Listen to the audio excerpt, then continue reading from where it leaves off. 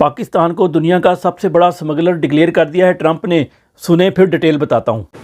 The Hormuz Strait. 8 big tankers are going loaded up with oil right through. They were real, and I think they were Pakistani flagged.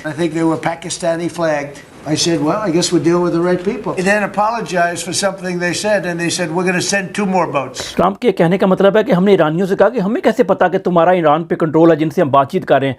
तो उन्होंने कहा कि हम आपको कुछ तोहफा देंगे। तो वो तोहफा जो था ना, 8 शिप जो थे ऑयल टैंकर्स, वो हमें दिए गए, लेकिन उनके ऊपर झंडा किसका लगा हुआ था? पाकिस्तान का।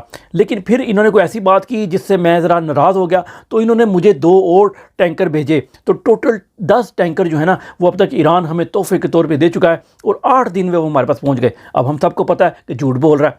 8 दिन में तो अमेरिका पहुंचते ही नहीं, उसके लिए तो कम से कम 3-4 वीक चाहिए।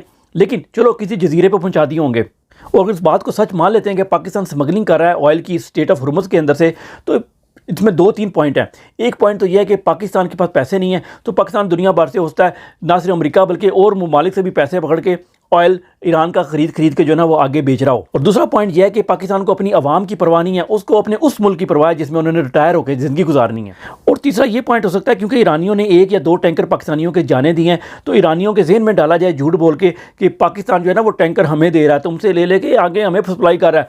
तो इसलिए पाकिस्तान और ईरान के दरमियान जो है ना रिफ्ट कायम करना, और जब वक्त आएगा तो पाकिस्तान के ऊपर स्मगलिंग का इल्ज़ाम लगा के पाकिस्तान के ऊपर भी एक्शन लिया जा सकेगा, वेनेजुएला वगैरह की तरह। और इन सब दज्जालियों में एक बात कॉमन है कि ये जब भी मुंह खोलते हैं प्रॉपर झूठ बोलते हैं।